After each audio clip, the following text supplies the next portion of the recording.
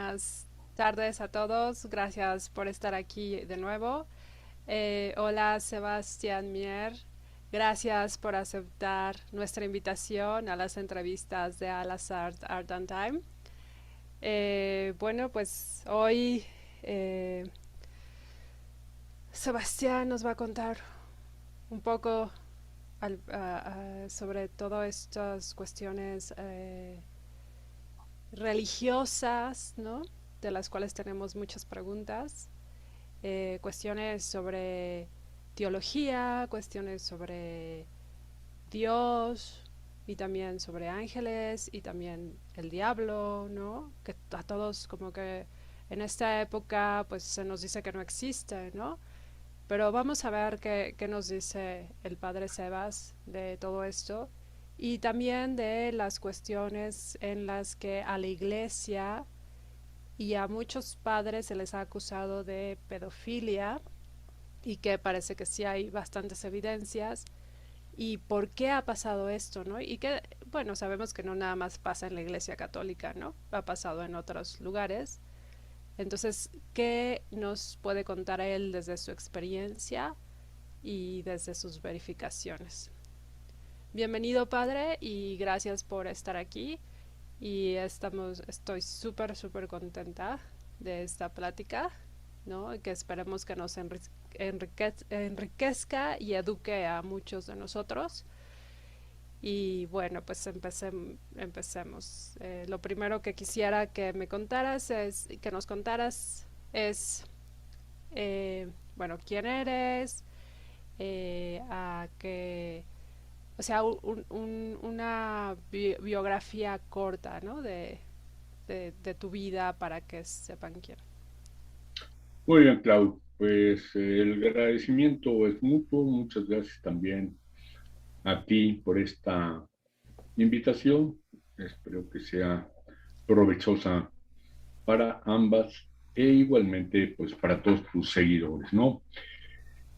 Bueno, entonces soy sacerdote jesuita de la Iglesia Católica. Eh, Nací en 45, si no me equivoco, el Wow. año de la muerte de Mahatma Gandhi, y hice mi educación primaria, secundaria, preparatoria en una escuela católica con los hermanos maristas del, 40, del 51 al 62. Para mí es importante esta fecha del 62, año en que comienza el Concilio Vaticano II, que marca diferencias grandes dentro de la Iglesia, pero pues toda mi formación inicial es anterior a ese concilio. Terminada la prepa con los hermanos maristas, ingresé a la orden de los jesuitas, la Compañía de Jesús. En ese borde se estaba terminando la época anterior al Vaticano, todavía 2, 3 años de completo encierro. Y luego después, pues una formación humanista, filosófica y teológica en ese momento de cambio dentro de la iglesia. Siempre me ha gustado dar clases desde la secundaria, las vacaciones, me dedicaba yo a dar clases de matemáticas a los compañeros que estaban preparando el examen extraordinario. Y entonces también dentro de la compañía se fue viendo que sería bueno que me dedicara yo a la docencia en la parte de la teología. Recuerdo, mi formación tiene de humanidades, también del Vaticano, cultura grecolatina y esas cosas. Eh, Luego la filosofía y pensamos los encargados del orden y yo que pues sería bueno que colaborara yo en la parte de la teología. La teología antes del Concilio Vaticano II, pues como que ya estaba establecida, ¿no? Había que aprenderla y enseñarla. pero a partir del concilio, pues se cayó en la cuenta de que esta reflexión sobre toda la realidad, etimológicamente dicen teología, tratado sobre Dios, pero más en la realidad es una reflexión sobre toda la realidad a la luz de la palabra de Dios. Entonces, maestro, me dediqué, estuve un par de años en París sacando la especialización en teología y desde que regresé, allá por 1980, un poquito antes de que te conociera, Clau, allá en el Club Gitaria Nexas, me dedico fundamentalmente a esta cuestión de la teología, a esta reflexión sobre toda la realidad, la historia, a la luz de la palabra de Dios. Eh, Aunque mi ocupación fundamental ha sido la teología, reflexión teológica, docencia teológica, pues he querido combinar con otras actividades de servicio. Y entonces, precisamente lo acabo de mencionar, el CRUC, Centro de Revisión Universitaria para el Compromiso, teníamos ese servicio a jóvenes universitarios de la Ciudad de México, intentando darles una formación integral para que vivieran inicialmente sus estudios universitarios y posteriormente su ejercicio universitario desde la perspectiva de la fe en Jesús, que integra el servicio a Dios, la realización humana. Teníamos temas de psicología, de formación teológica y también de servicio social. Muy importante la búsqueda de la justicia en su sentido más amplio. Entonces, esa pastoral juvenil y también desde un comienzo, pues un gusto por el trabajo con los pueblos indígenas. Entonces, llevando calendario escolar, tenía yo un regular número de vacaciones y en ellas iba a visitar yo pueblos indígenas por distintos lugares y luego pues me centré un poco más en la cultura náhuatl, en la Huasteca. Primero en la Huasteca del Norte por el rumbo de Huejutla y luego después en la Huasteca sureña por el rumbo de Huauchinango. Junto con esto, pues he tenido gusto de escribir. Tenemos una revista de teología llamada Christus y desde que era yo estudiante de teología en 1970, comencé a colaborar en esta revista. En un comienzo escribía yo con más frecuencia artículos más o menos sencillos con este enfoque de la teología. Pues básicamente eso, Clau, no sé si... Ok, eh, gracias. Sí, tus últimos años, bueno, me acuerdo que estuviste en Brasil, pero no recuerdo qué estabas haciendo por ahí. bueno, como profesor de teología asistí a congresos. Hay una asociación fuerte de teólogos brasileños y entonces tenían ellos su reunión anual y cada 3 años nos invitaban a los de América Latina. Con esa ocasión estuve allá en Sao Paulo en 87, 90 y 93. En torno al 90, 93 iba yo a relanzar mi estudio de el doctorado en teología y entonces me quedé 3 meses en Brasil, pero se sujetó.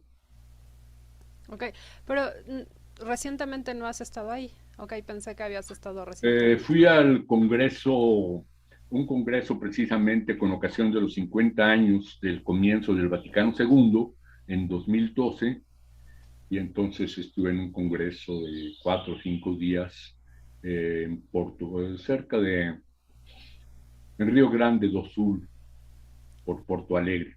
Ah, ok. Pues gracias, es muy interesante y completa tu biografía. Pero a mí, yo lo que no entiendo es, o sea, ustedes entran a esta orden, tú entraste como a la orden jesuita, ¿ok? Ujú. Y, o sea, ¿qué significa esto? O sea, es como ir a una universidad, lo mismo tienes que escoger materias y No, hacer, no, no, este, no. no, Dentro de los sacerdotes católicos tenemos dos grandes tipos. Los sacerdotes diocesanos que entran a una diócesis. Diócesis es el equivalente a un medio estado de la República ujú, para la administración. Así, en México hay como 90 diócesis, ¿no? ok, Los diocesanos entran a eso que es una organización regional y ahí tienen su formación y su desempeño.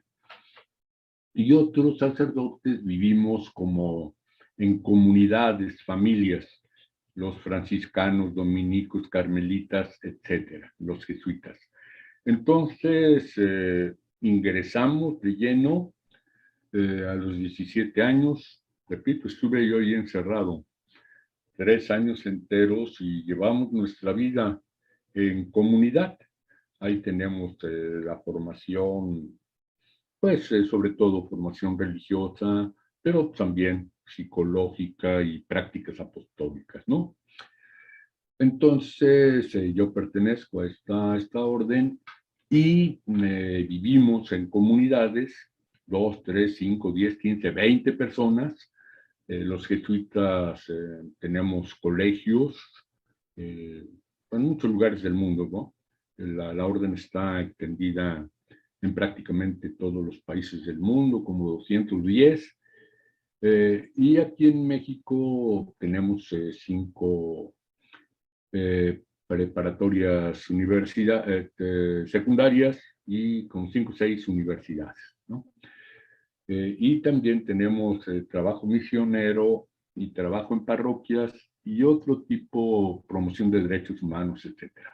Entonces vivimos no en nuestra familia, no en otro lado, sino dentro de una comunidad. Entonces yo ingresé a esta comunidad desde los 17 y aquí he permanecido. ¿Sí responde acá? sí, perfecto, gracias, sí. Eh, ok, entonces, o sea, esas comunidades solo pueden ser de hombres o solo pueden ser de mujeres, no hay mixtas, No, no, no hay mixtas. ok. Otras órdenes congregaciosas, por ejemplo, los franciscanos, los dominicos, tienen su rama femenina, que tienen sus conventos de puras mujeres. Ok, Hay una cierta vinculación entre ellos, pero es masculina o es femenina.